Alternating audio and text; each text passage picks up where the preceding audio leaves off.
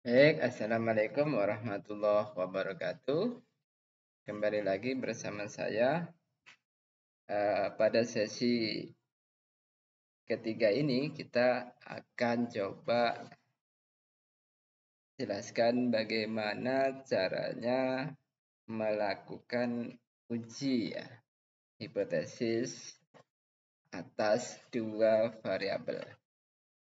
Nah, hipotesis itu kan kalau kita pakai bahasa mudahnya itu dugaan ya. Jadi hipotesis itu pada dasarnya merupakan suatu anggapan yang mungkin benar dan sering digunakan untuk dasar pengambilan keputusan atau untuk dasar penelitian lebih lanjut. Jadi, anggapan yang mungkin benar. Dugaan pada hipotesis itu kemungkinan bisa salah. Oleh karenanya, apabila akan digunakan sebagai dasar pengambilan keputusan, maka hipotesis itu harus diuji terlebih dahulu dengan menggunakan data hasil observasi yang benar-benar dikumpulkan berdasarkan kenyataan. Nah, pengujian hipotesis statistik itu sendiri adalah prosedur yang memungkinkan suatu keputusan itu dapat dibuat, yaitu keputusan untuk menerima atau menolak hipotesis yang sedang dipersoalkan. Untuk menguji hipotesis, digunakan data dari sampel. Makanya, keputusan yang dibuat dalam menerima atau menolak hipotesis mengandung ketidakpastian. Adanya ketidakpastian itu menyebabkan adanya resiko dalam pembuatan keputusan. Besarnya resiko dinyatakan dalam nilai probabilitas atau tingkat kesalahan. Nah, uji hipotesis dua variabel itu merupakan uji yang digunakan untuk menguji kesamaan rata-rata dua variabel. Uji yang digunakan tergantung dari jumlah sampel yang diketahui. Jadi, jika jumlah sampel kurang dari 30 dan varian tidak diketahui, maka kita ujinya pakai uji T. Seterusnya, jika jumlah sampel lebih dari 30 dan varian diketahui, maka pakai uji Z. Nah, itu ya. Jadi uji T sendiri itu ada 3 macamnya. Kalau dua variabel yang diperoleh dari sampel yang sama, maka pakai uji T-Pirate to sample per mean. Apabila dua variabel diperoleh dari sampel yang berbeda dan dianggap punya varian yang sama, maka pakai uji T to sample assuming equal variances.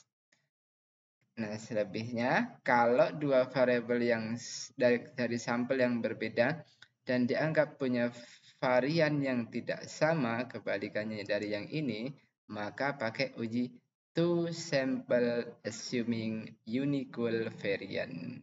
Nah, jadi ini ya kira-kira penjelasan ringkas tentang uji hipotesis dan jenis ujinya. Nah, sekarang kita coba lakukan pengujian yang pertama dulu ya, uji T yang macam yang satu ini menggunakan Microsoft Excel tentunya. Baik.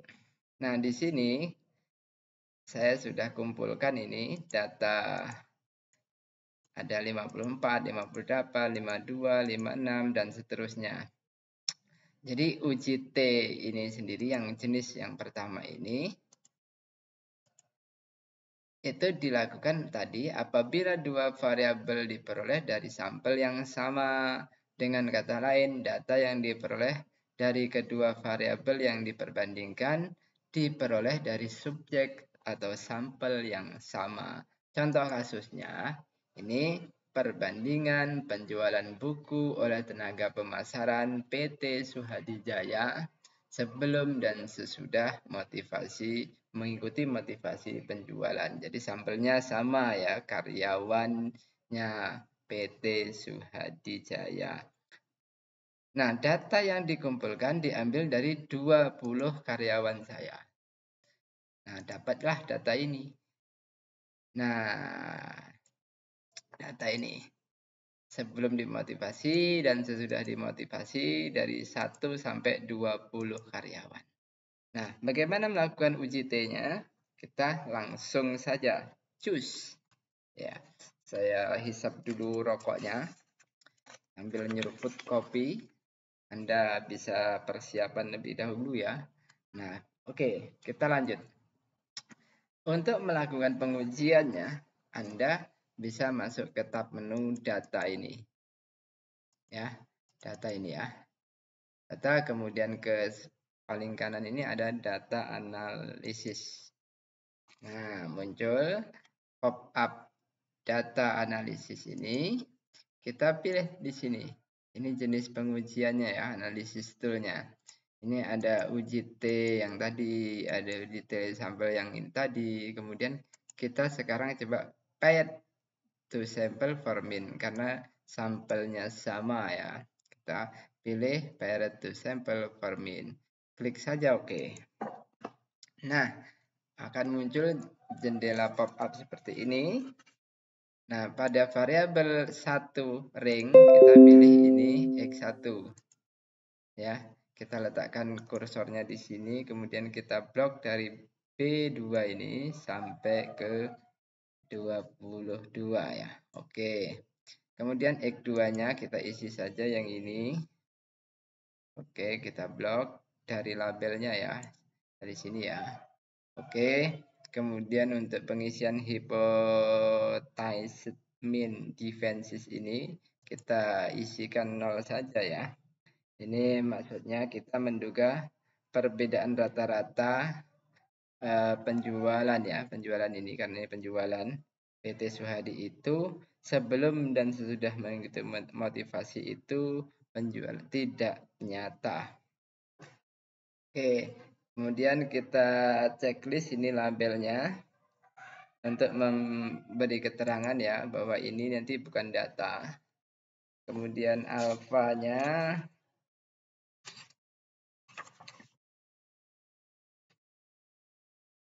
kita kasih biarkan saja 0,05. Kemudian output ringnya kita pilih dia keluar di worksheet yang baru, kita kasih nama, kita checklist di sini dan kita kasih nama hasil analisis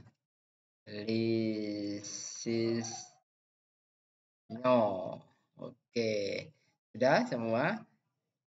Kita lihat tempo berapa detik dia akan selesai pengujiannya. Ting, selesai. 1/sekian milidetik ya, selesai pengujian statistiknya. Oke, ini hasilnya kita dapat. Nah, ini untuk membacanya Anda yang sudah belajar statistik tentunya bisa lah ya. Dan untuk mempersingkat ini saya sudah buatkan di sini ya. Nah, mean itu didapat sebelum motivasi 55,1, sudah motivasi 57,65. Ini menunjukkan bahwa rata-rata penjualan buku sebelum dimotivasi adalah 55 dan sudah dimotivasi adalah 57. Variansisnya, varian penjualan saya, penjualan karyawan saya ini ya, sebelum mengikuti motivasi itu 11 variannya, 11 varian produk buku kalau saya buku dan 8,66 setelah dimotivasi. Ini ada peningkatan. Observation ini menunjukkan jumlah karyawan atau sampel ya yang saya observasi ada 20 orang. Kemudian hypothesis